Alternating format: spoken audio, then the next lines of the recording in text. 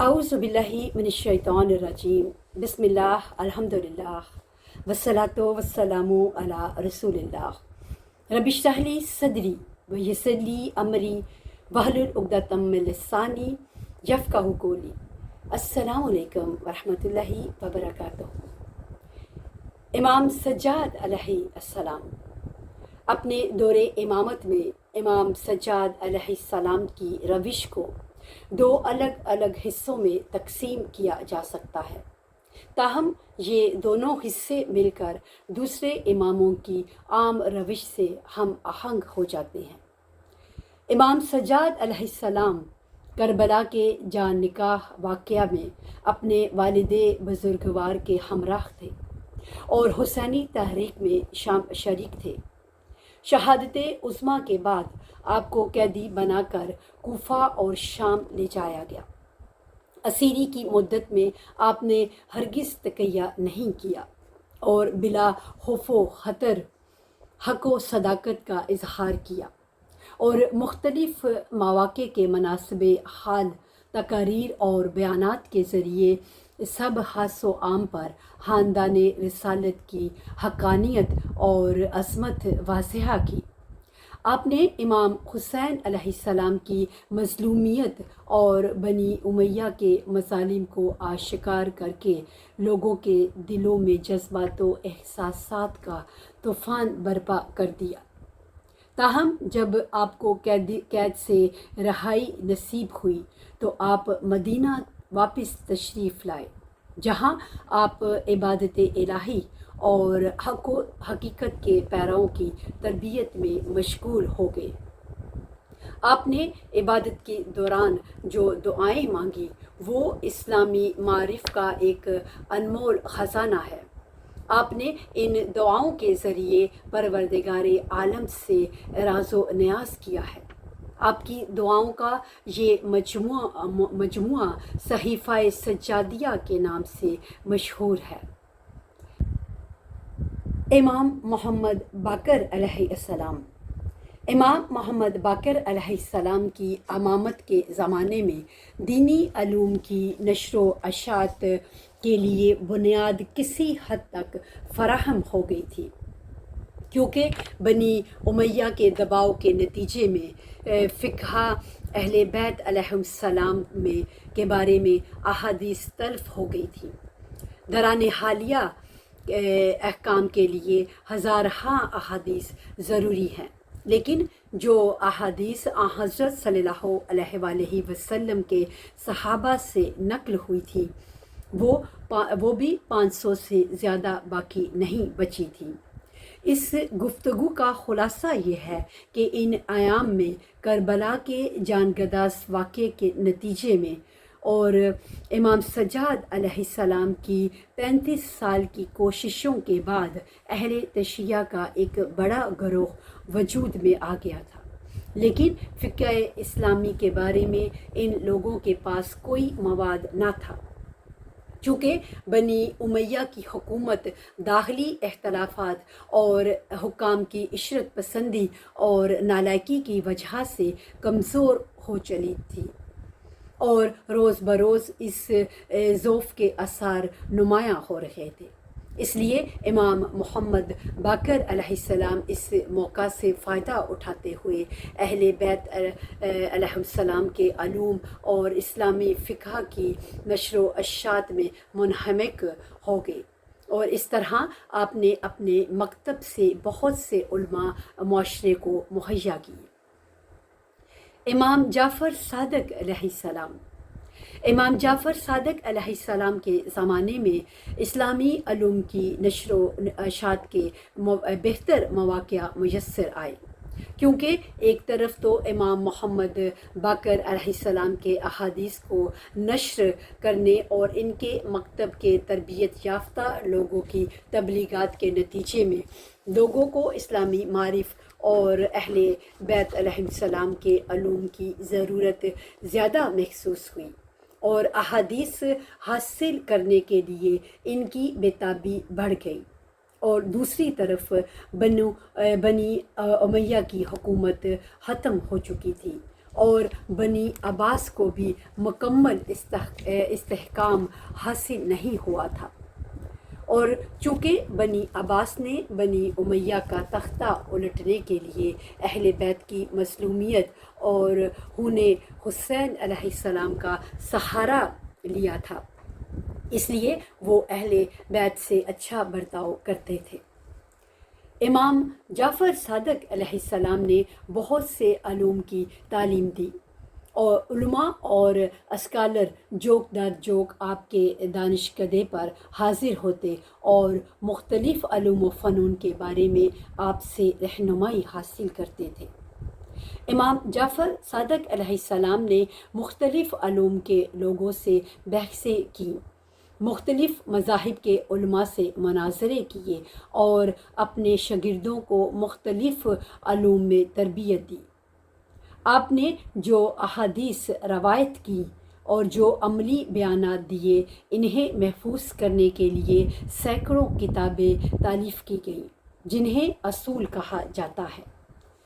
امام جعفر صادق علیہ السلام کو اس زمانے کے بے سکون ماحول میں جو تھوڑی بہت فرصت ملی، اس سے فائدہ اٹھاتے ہوئے آپ نے ہزاروں شاگردوں کی تربیت کی اور اسلامی علوم کے گراں بہا خزانے بطور یادگار چھوڑے۔ جن اشخاص نے آپ کے علم و دانش سے استفادہ کیا، ان کی تعداد 4000 سے زائد ہے۔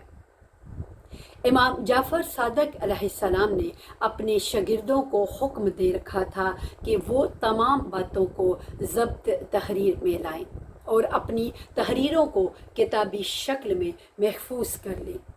آپ فرماتے تھے کہ ایک زمانہ ایسا آئے گا جب بڑی گڑبڑ ہوگی اور بہت سی کتابیں تلف کر دی جائیں گی۔ اس وقت تمہیں ان کتابوں کی ضرورت پڑے گی، اور یہ کتابیں مسلمانوں کا واحد علمی سرمایہ ہوگی۔ یہی وجہ تھی کہ آپ کے شاگرد اپنے ساتھ قلم اور دوات لایا کرتے تھے اور اپنے اسباق لکھ لیا کرتے تھے۔ آپ اپنے آرام کے لمحات کے علاوہ ہر وقت اور ہر جگہ لوگوں کو پڑھاتے رہتے تھے اور اپنے علم کا لامحدود خزانہ دوسروں کو منتقل کرتے رہتے تھے۔ المختصر، آپ کی گراں قدر علمی خدمات نے جہالت کی دیوار ڈھا دی۔ چونکہ آپ نے دین اسلام کی حقیقی بنیاد اور سر نو استوار کی، اس لیے آپ کو شیعت کا بانی سمجھا جاتا ہے۔ اسی مناسبت سے شیعہ مذہب کا نام آپ کے نام پر جعفری مذہب پڑ گیا۔ امام موسیٰ کاظم علیہ السلام، جب بنی عباس نے بنی امیہ کا تختہ الٹ کر خلافت پر قبضہ کر لیا تو بنی فاطمہ کی جانب متوجہ ہوئے۔ انہوں نے خاندان رسالت کو نابود کرنے کے لیے بہت سی کوششیں کیں اور اس سلسلے میں کئی ایک کی گردنیں مار دیں اور کئی ایک کو زندہ دیواروں میں چن دیا۔ امام جعفر صادق علیہ السلام کے گھر کو آگ لگا دی گئی اور انہیں کئی بار عراق طلب کیا گیا۔ ان حالات میں امام جعفر صادق علیہ السلام کی زندگی کے آخری دور میں تقیہ اور زیادہ شدید ہو گیا۔ آپ کی سخت نگرانی کی جاتی تھی، اس لیے آپ اپنے چند حاشیوں کے علاوہ کسی سے نہیں ملتے تھے۔ آخرکار دوسرے عباسی خلیفہ منصور نے آپ کو زہر دلوایا، جس کے نتیجے میں آپ کی شہادت واقع ہوئی۔ اس لحاظ سے ساتویں امام موسیٰ کاظم علیہ السلام کا دور مخالفین کی روز افزو سختیوں کا دور تھا۔ شدید تقیہ کے باوجود امام موسیٰ کاظم علیہ السلام اسلامی علوم کی نشر و اشاعت میں مشغول رہے اور آپ نے بہت سی احادیث بیان کی۔ چنانچہ کہا جا سکتا ہے کہ 5ویں اور 6 اماموں کے بعد آپ کی فقہی روایات دوسرے سب اماموں سے زیادہ ہے۔ شدید تقیہ کی بنا پر زیادہ روایات جو آپ سے نقل کی گئی ہیں عالم اور عبد صالحہ کے ناموں سے نقل کی گئی ہیں، اور آپ کا نام باصراحت نہیں لیا گیا۔ امام موسیٰ کاظم علیہ السلام نے 4 عباسی خلفاء یعنی منصور، ہادی، مہدی اور ہارون کا زمانہ دیکھا، اور ان سب نے آپ پر سختیاں کی۔ ہارون رشید کے حکم سے آپ کو قید خانے میں ڈال دیا گیا، اور کئی سال ایک قید خانے سے دوسرے قید خانے میں منتقل کیا جاتا رہا، اور بالآخر قید خانے میں ہی آپ کو زہر دے کر شہید کر دیا گیا۔ امام علی رضا علیہ السلام، اس دور کے حالات کے غور کرنے سے ہر صاحب نظر شخص پر یہ بات واضح ہو جاتی ہے کہ اہل بیت علیہم السلام کے مؤثر خلفاء ان پر جتنی سختیاں کرتے تھے اور ان کے شیعوں کو جتنی تکالیف دیتے تھے، اسی قدر ان کے پیروں کی تعداد میں اضافہ ہو جاتا تھا اور ان کا ایمان مضبوط ہوتا جاتا تھا۔ یہ ایک احساس کمتری تھا جو ائمہ اہل بیت علیہم السلام کے ہمسر خلفاء کو پریشان رکھتا تھا، اور در حقیقت اس نے انہیں بے بس اور حقیر کر دیا تھا۔ 7ویں عباسی خلیفہ مامون رشید امام رضا علیہ السلام کا ہم عصر تھا۔ اپنے بھائی کو قتل کر کے خلافت حاصل کرنے کے بعد اسے خیال آیا کہ وہ اپنے اندرونی رنج اور مسلسل تجویز سے نجات پالے اور سختی اور دباؤ کے علاوہ دوسرے طریقوں سے شیعہ کا خاتمہ کرے۔ دوسرے مقاصد کے حصول کے لیے اس نے جس حکمت عملی کا انتخاب کیا وہ یہ تھی کہ امام رضا علیہ السلام کو اپنا ولی عہد بنائے تاکہ انہیں کاروبار خلافت میں ملوث کر کے شیعوں کی نگاہوں میں ان کی وقت گھٹا دے۔ اس صورت میں امامت کے منصب کا امتیاز جو شیعہ مذہب کی اساس ہے باقی نہ رہتا، اور اس مذہب کی بنیاد خود بخود متزلزل ہو جاتی۔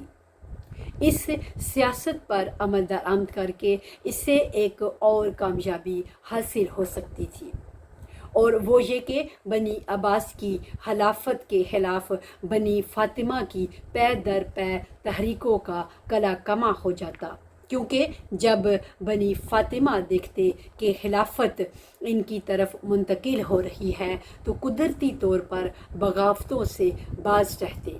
اس مقصد کے حصول کے بعد امام رضا علیہ السلام کو ختم کر دینا مامون کے لیے کوئی مشکل بات نہ تھی۔ مامون نے امام علی رضا علیہ السلام کو پہلے خلافت اور پھر ولی عہدی قبول کرنے کی پیشکش کی۔ اس کے بعد اس کے بے حد اصرار اور بالآخر دھمکی کے بعد آپ نے ولی عہدی اس شرط پر قبول کر لی کہ آپ سرکاری عہدوں پر لوگوں کے تقرر یا معزولی یا سلطنت کے دوسرے کاروبار سے کوئی سروکار نہیں رکھیں گے۔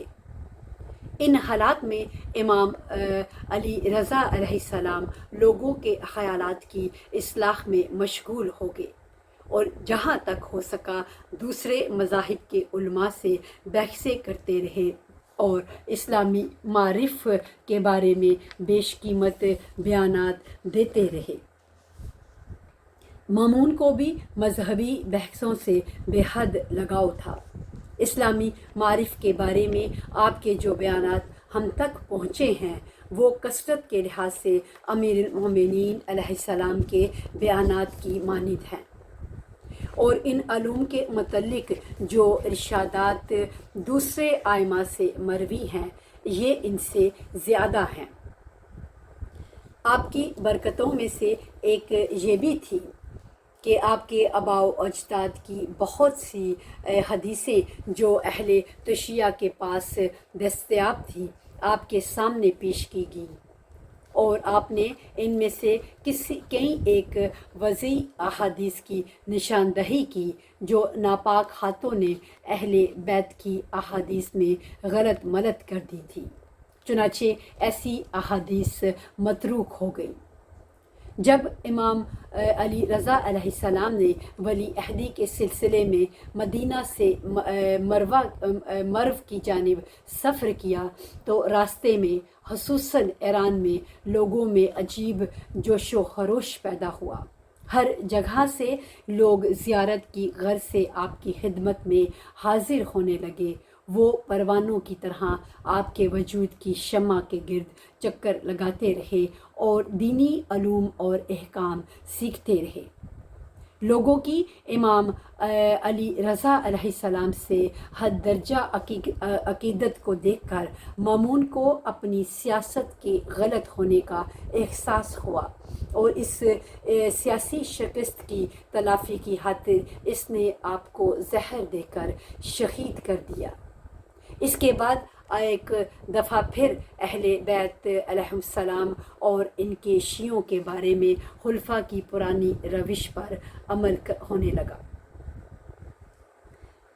امام محمد تقی، امام علی نقی اور امام حسن عسکری علیہم السلام، ان تین ائمہ طاہرین علیہم السلام کی زندگانی کا ماحول ایک دوسرے سے بہت مشابہ تھا۔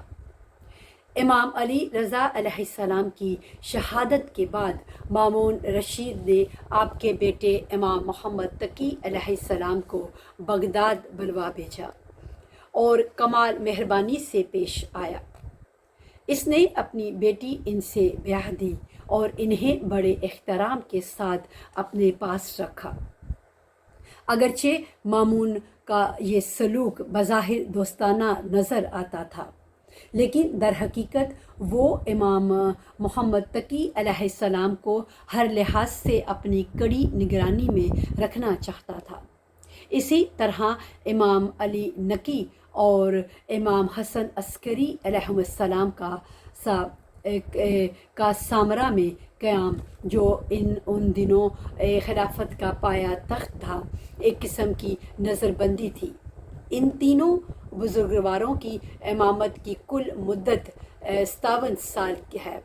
اس زمانے میں ایران، عراق اور شام میں سکونت پذیر اہل تشیع کی تعداد لاکھوں تک پہنچتی تھی اور ان میں ہزاروں محدثین موجود تھے۔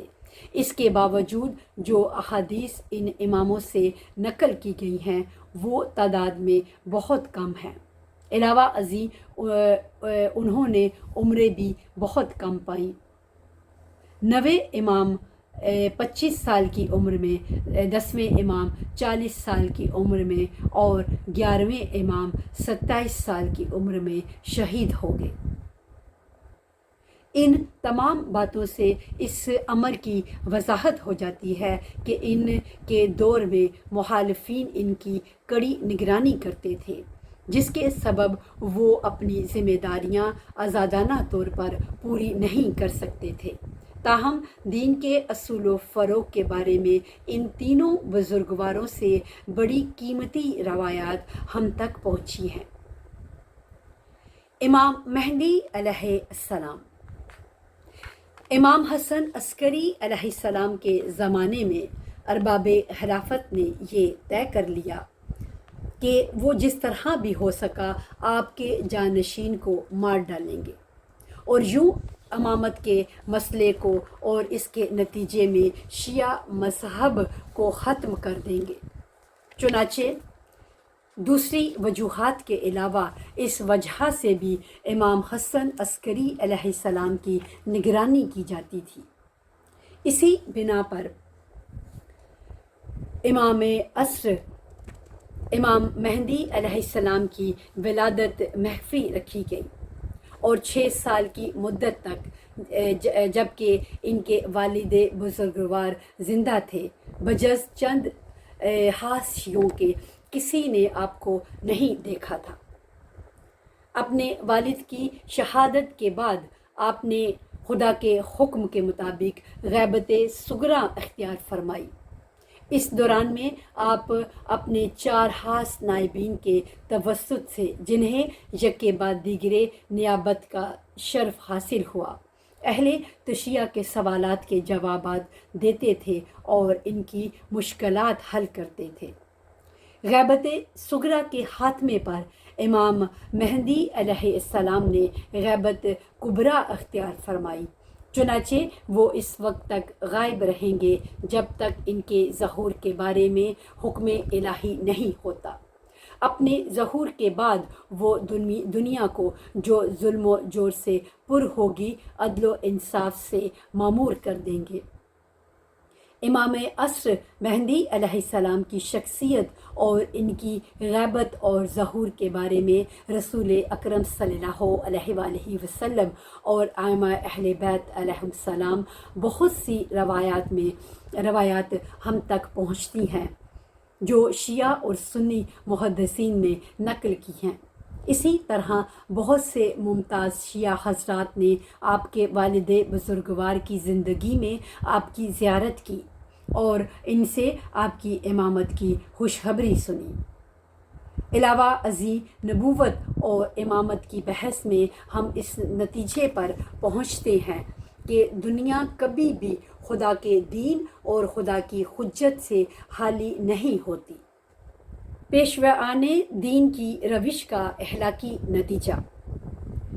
پیغمبروں اور اماموں کی تاریخ کا لب لباب یہ ہے کہ وہ حقیقت پسند اور حق و صداقت کی پیروی کرنے والے اشخاص تھے۔ وہ عالم انسانیت کو حقیقت پسندی اور حق کی پیروی کرنے کی دعوت دیتے تھے اور اس سلسلے میں کسی قربانی سے دریغ نہیں کرتے تھے۔ دوسرے الفاظ میں ان کی کوشش یہ ہوتی تھی کہ انسانی معاشرے کی نشو و نما صحیح طریقے پر ہو۔ وہ چاہتے تھے کہ لوگ جہالت اور توہم پرستی سے رہائی پا کر صحیح خیالات اور عقائد سے آراستہ ہو کر حیوانی خو کی بجائے خالص انسانی خو اپنائیں، زندگی کے بازار میں انسانیت کا سرمایہ لگائیں اور انسانیت کی بہتری کی خاطر نیک بختی کی نقدی حاصل کریں۔ وہ ایسے لوگ تھے جو فقط اپنی بہتری نہیں چاہتے تھے بلکہ معاشرے کی بھلائی کے لیے تگ و دو کرتے تھے۔ وہ اپنی بھلائی کہ جس کے علاوہ انسان کچھ نہیں چاہتا اس میں مضمر سمجھتے تھے کہ سب کے خیر خواہ ہوں۔ وہ چاہتے تھے کہ دوسرے بھی ایسے ہی ہوں۔ ہر شخص جس چیز کو اپنے لیے پسند کرے اسے دوسروں کے لیے بھی پسند کرے اور جس چیز کو اپنے لیے نہ چاہے اسے دوسروں کے لیے بھی نہ چاہے۔ حق کی پیروی اور انسان کی خیر خواہی کے سلسلے میں ان بزرگواروں نے اپنی جان اور مال نثار کرنے میں کوئی کسر نہیں چھوڑی اور اس بات کی جڑ کاٹ کر رکھ دی جو بدخواہی سے مربوط ہے۔ انہوں نے اپنے مال اور جان کو بچا کر نہیں رکھا، وہ خود پسندی اور فروماگی سے بیزار تھے۔ وہ جھوٹ نہیں بولتے تھے، وہ کسی پر تہمت نہیں لگاتے تھے اور دوسروں کی آبرو اور رتبے سے تعرض نہیں کرتے تھے۔ ان صفات کے اثرات کا تفصیلی مطالعہ انشاءاللہ اخلاق کے باب میں کیا جائے گا۔